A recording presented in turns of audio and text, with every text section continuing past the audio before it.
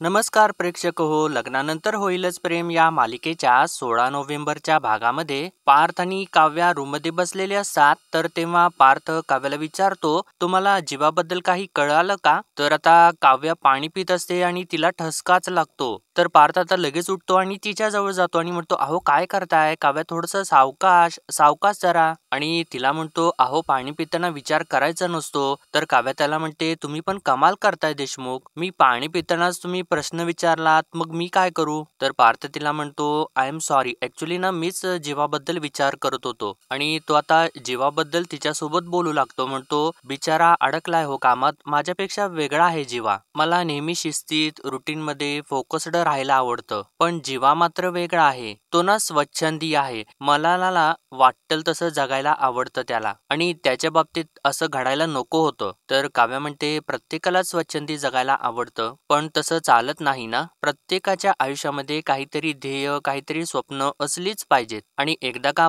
आपण ध्येय ठरवलं ना, मग मागे हटायचं नाही. अहो सगळ्यांनाच करायला लागतं. किती दिवस असं घरातल्यांचा लाडोबा बनून राहणार? नाही, म्हणजे आपण प्रत्येकानेच आधी स्वतःच्या पायावरती उभं राहावं, मग बाकीचं सगळं काही. मी नेहमी त्याला सांगत असं ती बोलता बोलता मध्येच थांबते आणि पार्थ सुद्धा लगेच तीच गोष्ट पकडतो. नेहमी म्हणजे काय? आणि आता काव्याला धक्का बसतो, कारण ती बोलता बोलता सापडलेली असते. तर काव्या आता अनिशाचं नाव ना मध्ये घुसवते. म्हणते, मी अनिशाला कायम हेच सांगत आलेली आहे, आणि ती कुठं ऐकते ना माझं. असं म्हणून ती आता तिथून उठतेच, आणि तेव्हा ती आपले ज्वेलरी बॉक्स ठेवत असते. तर पार्थ सुद्धा ते बघतो आणि तिला विचारतो, काय हे तुमचं ज्वेलरी बॉक्स तुमचे रिकामे कसे काय? ज्वेलरी कुठं आहे? तर आता काव्या सांगते, ताईला दिलेली होती ना, ही आमची कॉमन ज्वेलरी आहे. आणि आठवते ना तुम्हाला, मी ताईला देऊन आलेले होते. तर पार्थ तिला विचारतो, म्हणजे तुम्ही दोघी एकमेकींचे दागिने वापरता? तर काव्या म्हणते, अहो हो पार्थ, आता कॉमन ज्वेलरी म्हणजे तेच ना.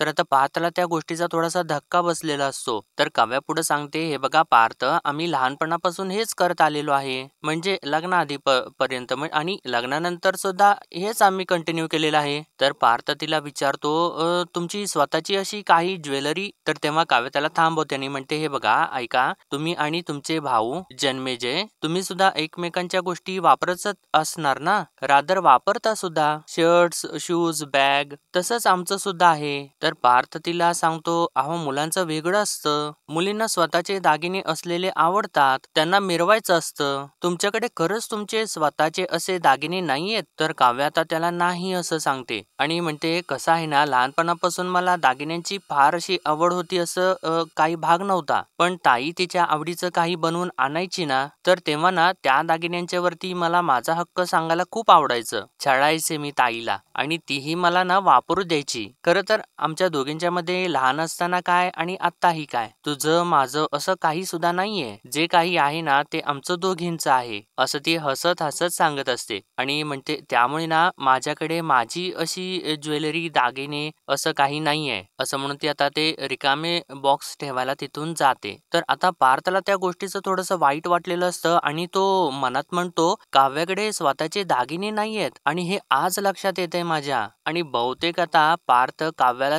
तिचे सगळे दागिने आता घेऊन देतो. तर दुसरीकडे नेमकं मानिनी फोनवरती त्याच विषयावरती बोलत असते. म्हणते, आजच्या जगामध्ये कोण दागिने घेते? काय रेट झालेले आहेत दागिन्यांचा? म्हणजे तुमच्याकडे ना कुबेरांचे वंशज जर असतील ना, तरच दागिने करावेत, नाहीतर शक्यच नाहीये. असं ती फोनवरती बोलत असते. इतक्यातच आता पार्थ तिथे येतो आणि डायरेक्ट तिला म्हणतो, अगं आई, मला ना काव्यासाठी सोन्याचा दागिना करायचा आहे. तर मानिनी फोनवरती म्हणते, अगोबाई हे बघ, माझ्या घरातच कुबेराचे वंशज आहेत पार्थ. असं म्हणून ती हसू लागते आणि सांगते, पार्थ आलाय, मी त्याच्याशी बोलते आणि तुला मी निवांत फोन करते. असं सांगून फोन ठेवून देते. तर पार्थ लगेच विचारतो, काय छाया मावशीचा फोन आहे का? आणि आनंद कसा आहे? तर मानिनी म्हणते, हो बरा आहे तो आता, पण अरे तुझं काय? अचानक तुला काव्यासाठी दागिना वगैरे करायचा आहे? कसं काय? का बायको काल दागिन्यासाठी हट्ट करून कूस वळवून चिडून वगैरे झोपली होती की काय? असं तिने विचारल्यानंतर आता पार्थ हसू लागतो. तर मानिनी म्हणते, अगं बाई, कसं लाजलं ग ते माझं कार्ट. तर पार्थ तिला म्हणतो, अगं आई, तुला काय माझी बायको हट्ट करणारी वाटली का? तर मानिनी म्हणते, नाहीये का, पण मला काय माहिती. बरं सांग तरी, अचानक दागिना का करायचा आहे? तर पार्थ सांगतो, काय आहे ना काव्या अभ्यासामध्ये एवढी मेहनत घेत आहेत, मला सुद्धा त्यांच्याकडे बघून जरा इन्स्पायर झाल्यासारखं वाटतं. काय आहे ना, आपल्या घरामध्ये जे काही घडतंय त्यावरती त्या सगळ्यांच्या मधून अभ्यासावरती फोकस करणं ते चॅलेंजिंग असतं. आणि ऍक्च्युली ना नंदिनीचे जे काही दागिने आहेत ना ते त्या वापरतायत. सो मला असं वाटतंय की त्यांच्यासाठी छान असे दागिने करावेत. तर मानिनी त्याला म्हणते, हो हो कर कर नक्की कर. मग एक काम कर, तू नेकलेस घे, भांगड्या करून घे आणि एक छान ना मंगळसूत्र कर. तर पार्थ म्हणतो, पण मंगळसूत्र तर आहे की त्यांच्या गळ्यात. तर मानिनी म्हणते, अरे हे बघ, बायकांना ना मंगळसूत्र घ्यायला आवडतं. एकच नवरा असला ना तरी सुद्धा अनेक मंगळसूत्र असलेली त्यांना आवडतात. आता तू बायकोच्या कौतुकासाठी दागिने घ्यायचे ठरवलेले आहेसच, तर एक छान मंगळसूत्र घे आणि ना स्वतःच्या हाताने तिच्या गळ्यामध्ये घाल. तर पार्थ विचारतो, अगं पण आई मी असं केलेलं आवडेल का? तर मानिनी म्हणते, अरे आवडेल रे. आणि हे बघ पार्थ, आता जे काव्याच्या गळ्यामध्ये मंगळसूत्र आहे ते ना जबरदस्तीने झालेल्या लग्नाचं आहे. म्हणजे ते मंगळसूत्र तू जेव्हा घातलंस तेव्हा त्या मंगळसूत्राचं तिला ओझं वाटत होतं. पण आता जे मंगळसूत्र तू तिच्या गळ्यामध्ये घालशील ते ना ती जबाबदारीने घालेल, मानाने मिरवेल तुझ्या प्रेमापोटी, असं ती सांगत असताना पार्थ तर एकदम खुश झालेला असतो आणि म्हणतो, असं म्हणतेस? आणि आई हा ना मी काव्यासाठी केलेला पहिला दागिना असेल. सो मला ना त्या दागिन्यामध्ये असा काहीतरी युनिकनेस हवा आहे, ज्यामध्ये ना आमच्या नात्याची झलक असेल. तर मानिनी म्हणते, अरे डिझाईन वगैरे पण तू ठरव, पण हे तुमच्या नात्याची झलक वगैरे हे असं काही मांजर बोका डिझाईन पेंडंट वगैरे असं काही करू नकोस हा प्लीज. तर तेव्हा पार्थ म्हणतो, मांजरी सारखी लेम जोक मारू नकोस हा आई. असं म्हटल्यानंतर आता मानिनी सुद्धा मोठ्याने हसू लागते आणि पार्थ पुढे म्हणतो, अगं आई माझं फक्त एवढंच म्हणणं आहे की दागिना बघितल्या बघितल्या त्यांना आवडला पाहिजे, बाकी तू आमच्या नवरा बायकोंच्या मध्ये बोल नकोस हा. असं त्याने म्हटल्यानंतर मानिनी एक त्याला टपली मारते आणि म्हणते, अरे शहाण्या तू आलायस इथे माझ्याकडे. तर पार्थ आता तिला जवळ घेतो आणि म्हणतो, थँक्यू आई. आणि आता तो तिथून निघून जातो. तर मानिनी मनात म्हणते, म्हणजे ती खुश झालेली असते आणि म्हणते, पार्थ किती विचार करू लागलाय काव्याचा आणि काव्याचंही वागणं बदललेलं आहे. देवा दोघांच्या प्रेमाचा रंग एकमेकांच्या मध्ये छान मिसळून जाऊ देत म्हणजे झालं, अशी ती देवाकडे प्रार्थना करते. आणि आता इकडे बघा, पिहू ड्रॉइंग पेपरवरती काहीतरी ड्रॉइंग करत असते आणि तिने चुकून ड्रॉइंग पेपरवरती काव्या जीव असं लिहिलेलं असतं आणि तिने लिहिल्यानंतर तिला ते रिअलाइज होतं आणि तेव्हा तिला जरासा धक्का बसतो आणि तिला तो क्षण आठवतो ज्यावेळेस पार्थ आणि नंदिनीच्या लग्नामध्ये जीवाने काव्याला फ्लाइंग किस दिलेला असतो आणि तिने ते लपून बघितलेलं असतं आणि ती घाबरून म्हणते, मी काव्या वहिनीच्या नावापुढे जीवा असं का लिहिलं आणि त्यांचा पास्ट माझ्या डोक्यामधून कधी जाणार आहे आणि माझ्यामुळे चुकून त्यांच्या रिलेशन मध्ये प्रॉब्लेम नको यायला, हे कधीच कोणाला कळलं नाही पाहिजे, असं ती म्हणते आणि रागारागाने तो पेपर फाडून टाकते आणि ते फाडून ते फेकून सुद्धा देते. आणि आता त्यानंतर इकडे नंदिनी थोडी पार्थ जवळ आलेली असते, म्हणजे ती काव्याला भेटायला आलेली असते, तर तिथे पार्थ असतो आणि ती पार्थला म्हणते, सॉरी मी ऍक्च्युली ना काव्याला भेटायला आलेले होते. तर पार्थ तिला सांगतो, काव्या गच्चीवरती गेलेले आहेत. तर आता नंदिनीच्या मनामध्ये जे काही गिल्ट असतं त्यामुळे ती लगेचच पार्थची माफी मागते, म्हणते, Parth I am sorry, please माफ करा मला माहिती आहे मी तुम्हाला खूप हर्ट केलेलं आहे, जे काही घडलं त्याबद्दल तुम्हाला जीवांनी सांगितलं नाही, काव्याने सांगितलं नाही आणि मी सुद्धा सांगितलं नाही, त्यामुळे तुमचं रागवणं साहजिक आहे, समजू शकते मी, मला माहिती आहे मी आधीच बोलायला यायला हवं होतं, मी माफी मागायला हवी होती, I am really really sorry. तर तेव्हा पार्थ तिला थांबवतो आणि म्हणतो, it's okay Nandini, it's okay, I can understand, तुम्ही मुद्दामून लपवलं नसेल म्हणून ना मी काव्याला सुद्धा माफ केलेला आहे. तर नंदिनी आता त्याला थँक्यू असं म्हणते, पण तसंच मग मला सुद्धा माफ कराल का प्लीज, मला माहिती आहे मी तुमची मैत्रीण म्हणून तुम्हाला हे सगळं काही आधीच सांगायला हवं होतं, पण मी खरंच सांगते मला तुम्हाला किंवा घरातल्या कोणालाही मनस्ताप द्यायचा नव्हता. तर पार्थ तिला म्हणतो, मनस्ताप कसला आहे नंदिनी यामध्ये, वी आर फॅमिली आणि आपण म्हणतो ना फॅमिलीमध्ये आपण एकमेकांना सुखदुःख वाटली पाहिजेत, मग एकमेकांचे हात पकडताना आपल्याला असं का वाटावं. मला सांगा, मी आणि काव्याने तुमच्यापासून जर काही लपवलं असतं तर तुम्हाला चाललं असतं का. तर नंदिनी म्हणते, अजिबात नाही, म्हणून माझी चूक मी मान्य करते ना, आय एम सॉरी, मी खरंच सांगते मला ना सुचलंच नाही, सगळं काही इतकं अचानक घडलं, मी कुठे कुठे आणि काय काय सावरू मला काहीच कळालं झालं नाही. म्हणूनच आता सुद्धा आजीचा हार ना परत मिळतोय काय बघायसाठी मी सराफाकडेच गेले होते. तर तेव्हा पार्थ विचारतो, मग काय बोलले नानूभाई? तर नंदिनी सांगते, नाही ना, मला त्यांनी काहीच इन्फॉर्मेशन दिली नाही आणि मला म्हणाले की हार कोणाला विकलाय ना हे सांगण्याचं आमच्या पॉलिसीतच बसत नाही. काहीच इन्फॉर्मेशन दिली नाही मला. तो हार परत आला तर जीवांच्या मनावरचं थोडं तरी दडपण कमी होईल आणि आता तर काहीच माझ्या मनासारखं घडत नाहीये. तर पार्थ तिला सांगतो, काळजी नका करू नंदिनी, आता नाही आहेत घडत गोष्टी आपल्या मनासारख्या, पण लवकरच घडतील. आय एम शुअर काहीतरी पर्याय सुचेल आपल्याला, असं सांगून तो आता तिला धीर देतो. तर नंदिनी म्हणते नक्कीच सुचेल आणि नाही मिळाला ना तर मी शोधून काढेन. काही जरी झालं ना तरी सुद्धा मी जीवांना असं कुडत जगताना नाही बघू शकत. त्यांच्यामधला हसरा आणि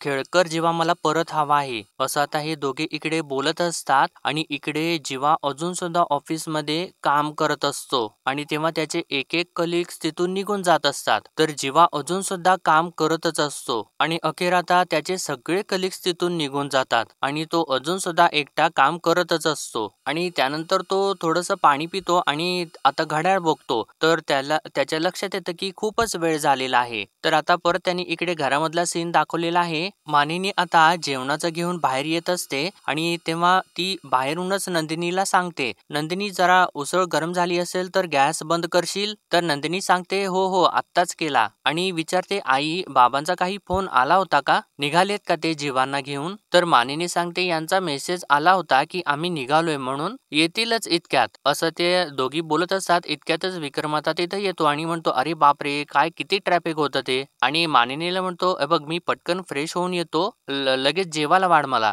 असं तो बोलत असतो. तर मानिनीचं लक्ष बाहेरच्या दिशेनेच असतं आणि इकडे नंदिनी सुद्धा बाहेरच्या दिशेनेच बघत असते कारण जीवा काय आलेलाच नसतो. तर मानिनी आता विक्रमला विचारते, जीवा कुठं आहे? तर विक्रम तिला म्हणतो, जीवा आणि त्याचा काय संबंध?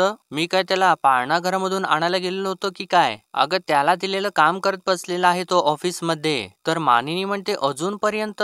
अहो किती उशीर झालेला आहे, तुम्ही का बसू दिलं? तर विक्रम म्हणतो, कसं बसू दिलं म्हणजे? अगं त्याला दिलेलं काम त्याने संपवलं नसेल तर त्याला काय मी घरी घेऊन यावं अशी अपेक्षा आहे का तुझी? तर मानिनी म्हणते, नाही तसं नाही. तर विक्रम ओरडू लागतो, म्हणतोय बघ त्याला करू देत, जरा काम करू देत त्याला, आयुष्यभर झालं ना उंडारला ना तो, आता मान मोडेसवर बसू देत त्याला, लगेच आईची माया वगैरे नको. तर मानिनी म्हणते, अहो तसं नाही, तुम्हीच मला मेसेज केलेला होता की आम्ही ऑफिस मधून निघालेलो आहे म्हणून मला असं वाटले की जीवा असेल तुमच्या बरोबर. तर विक्रम सांगतो, रम्याने मला विचारलं की मामा मी येऊ का तुझ्या सोबत, म्हणून आम्ही असा मेसेज केलेला होता. तर मानिनी विचारते, मग ती कुठं आहे? तर विक्रम सांगतो, ती आहे ना, तिला फोन आला होता, ती लॉन वरती फेऱ्या मारतीये, मी आलो पुढे. आता काय करू, परत जाऊ का की बाहेरूनच जेवून येऊ, असं तो रागारागातच विचारतो. तर मानिनी म्हणते, अहो नाही नाही असं काही म्हणत नाहीये मी, केवढा पारा चढलेला आहे तुमचा, तुम्ही जरा शांत होता का, जरा बसता का?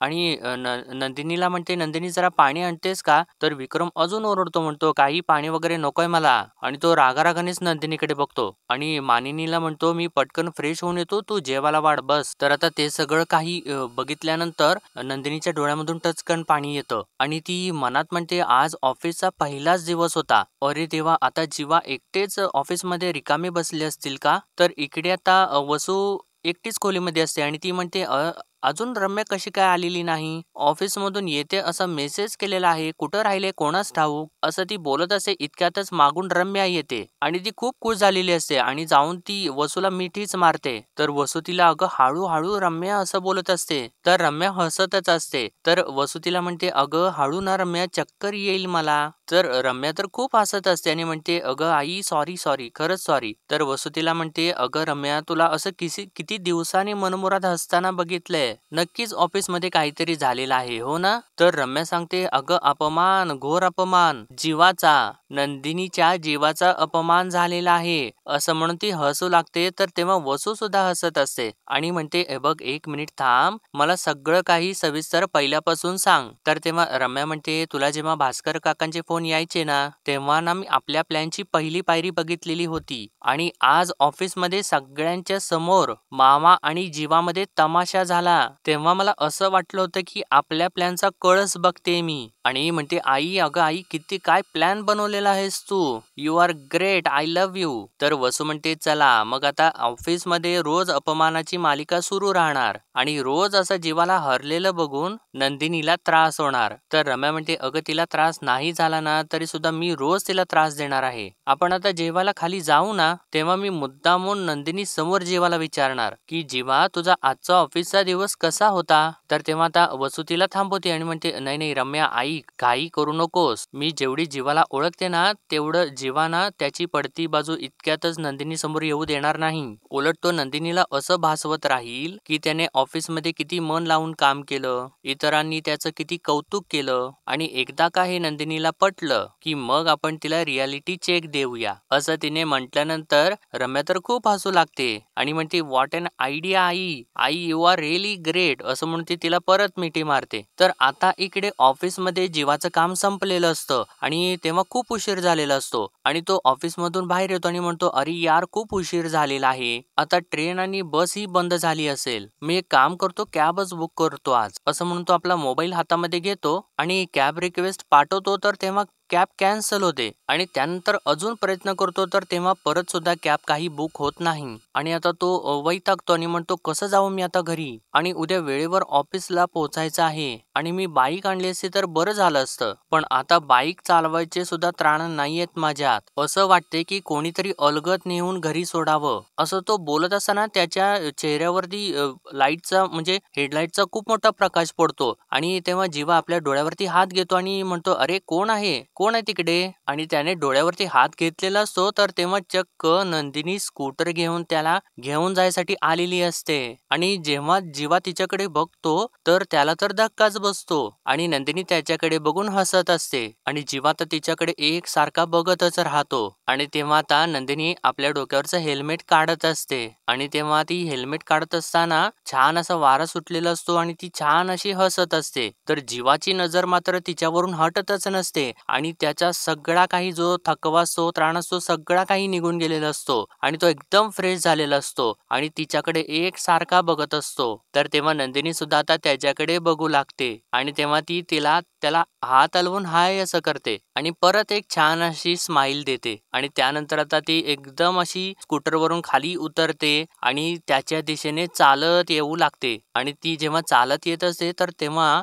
जीवा तर एकदम हरवूनच गेलेला असतो आणि तिच्याकडे एक सारखा तो बघत असतो आणि त्याचे डोळे काही मिटत नसतात, तो टक लावून तिच्याकडे बघत असतो आणि नंदिनी त्याच्या दिशेने हसत हसत येत असते आणि आता ती त्याच्या जवळ येऊन उभी राहते आणि तेव्हा जीवा अजून सुद्धा तिच्यातच हरवून गेलेला असतो आणि नंदिनी आता त्याच्याकडे बघून हसत असते. तर तेव्हा जीवा सुद्धा स्माइल करत असतो पण बोलत काही नसतो. तर नंदिनी आता त्याला म्हणते काय ड्रीमर बॉय, लिफ्ट हवी आहे ना. तर जीवा आता म्हणतो मला चकाचक बाईचा आभास होतोय की काय, असं म्हणून तो आता तिच्याकडे हळूच बघू लागतो आणि तिला बोट लावणार असतो इतक्यात नंदिनी त्याच्या हातावरती एक टपली मारते. तर जीवा अरे असं म्हणून ओरडतो. तर नंदिनी त्याला म्हणते काय झालं, अजूनही विश्वास बसत नाहीये का, आणि एक जोरदार चिमटा घेईन ना पसारेवाला मग लक्षात येईल की खरोखरच चकाचक बाई उभी आहे समोर. तर जीवा तिला म्हणतो अगं म्हणजे तू मला खरंच घ्यायला आलेली आहेस. तर नंदिनी म्हणते हो मग, आता तुम्ही म्हणत होतात ना की कोणीतरी अलगद उचलून थेट घरी नेऊन सोडावं, बस तेच करायला आलेली आहे. तर जीवा तिला म्हणतो अगं पण इतक्या रात्री कशासाठी बाहेर आलीस तू, उगाच तुला त्रास. तर नंदिनी म्हणते त्रास कसला आहे यामध्ये, तुम्ही मला आनंद निवास मध्ये पिकअप करायला यायचात तेव्हा त्रास व्हायचा का तुम्हाला, आणि मी तर नंदिनी म्हणूनच आलेली आहे. तर जीवा विचारतो म्हणजे. तर नंदिनी म्हणते म्हणजे काय, तुम्ही रिक्षावाल्याचा गेटअप करून यायचात मला पिकअप करायला आणि मी तर जशी आहे तशीच आलेली आहे, असं तिने म्हटल्यानंतर जीवा तर हसू लागतो. तर नंदिनी पुढे म्हणते चला आता निघायचं का, असं म्हणून ती वळून चाललेली असते तर जीवा तिथेच थांबलेला असतो आणि तिच्याकडेच एकटक बघत असतो. तर नंदिनी परत वळते आणि त्याला म्हणते अहो काय येताय ना. तर जीवा आता तिची कॉमेडी करू लागतो, म्हणतो ते तू म्हणालीस ना अलगद उचलून, असं त्यानं म्हटल्यानंतर आता नंदिनी काय असं त्याला म्हणते तर जीवा आता मोठ्याने हसू लागतो. तर नंदिनी म्हणते बास झालं चला आता, आणि त्यानंतर ती आता जाऊन बाईक वरती बसते आणि आपलं हेल्मेट घालते. तर तेव्हा जीवा सुद्धा आता तिच्या सोबत बसतो आणि त्याला तर जरा थंडी वाजत असते. तर तो चक्क आता नंदिनीच्या खांद्यावरती आपलं डोकं ठेवतो आणि नंदिनी थोडीशी मागे वळून त्याच्याकडे बघते आणि नंदिनीला सुद्धा ते खूप खूप छान वाटतं. आणि नंदिनी एक आता छान अशी स्माईल करते आणि त्यानंतर ती आता जीवाला घेऊन घराच्या दिशेने जाऊ लागते. तर मित्रांनो, आजच्या भागामध्ये एवढंच आणि पुढील भागामध्ये आपण पाहणार आहोत नंदिनी आता जीवाला घेऊन घरी आलेली असते आणि आता जीवा तसाच थकून झोपी जातो. तर तेव्हा नंदिनी त्याच्या अंगावरती पांघरून घालत असते. तर दुसरीकडे आता पार्थ विचार करत बसलेला असतो आणि तो एकदमच म्हणतो, मंगळसूत्राची आयडिया बेस्ट आहे, पण त्यामध्ये आमची झलक हवी. तर इतक्यातच काव्या त्याच्यासाठी सिनेमन कॉफी घेऊन येते आणि लांबूनच ओरडते, सिनेमन कॉफी. आणि ती त्याच्या दिशेने येत असते तर तिथे खाली सगळे कलर्स आणि ब्रशेस वगैरे पडलेले असतात आणि काव्याचं लक्ष त्याच्याकडे नसतं आणि तेव्हा काव्याचा तोल जातो आणि इतक्यातच आता पार्थ तिला सावरतो आणि तेव्हा काव्याच्या हातामधली कॉफी खाली सांडते आणि तिथे पार्थने एका ड्रॉइंग पेपरवरती काव्या पार्थ असं लिहिलेलं असतं आणि नेमकं तेव्हा काव्या पार्थ असं जिथं लिहिलेलं असतं तर तिथं पावरती ती कॉफी सांडते आणि तिथे काव्यार्थ असं पार्थला दिसतं. तर आता पार्थ काव्याला म्हणतो, वा सापडली मला झलक. आणि तो आता काव्यार्थ असं लिहिलेलं पेंडंट असलेलं मंगळसूत्र काव्याला आता गिफ्ट करणार असतो आणि तो तसाच तिला धरून खूप खुश झालेला असतो. तर नेमका आता दुसरीकडे सर्व्हिस सेंटर मधून पेनड्राईव्ह या दोघींना मिळालेला असतो आणि तेव्हा रम्या आणि वसू तो पेनड्राईव्ह लगेचच आपल्या लॅपटॉपला लावतात आणि ते बघू लागतात आणि म्हणतात, सगळा डेटा रिकव्हर झालेला आहे, बघूया यामध्ये काय आहे ते. असं म्हणून आता त्या दोघी त्या पेनड्राईव्ह वरचा व्हिडिओ बघू लागतात आणि तिथे आता कॅफेचा सीन सुरू झालेला असतो. तर प्रेक्षको, आता या दोघींना तो व्हिडिओ दिसणार का हे आपल्याला उद्याच्या एपिसोड मध्ये कळेलच. आणि हो, तुम्हाला पार्थला जी आयडिया सुचलेली असते मंगळसूत्राची काव्यार्थ असं पेंडंट बनवून काव्याला गिफ्ट द्यायची, तर ती तुम्हाला कशी वाटली हे कमेंट सेक्शन मध्ये जरूर कळवा आणि व्हिडिओला एक लाईक नक्कीच करा, कारण तुमच्या एका लाईक मुळे आम्हाला खूप मोठं मोटिवेशन मिळतं. धन्यवाद.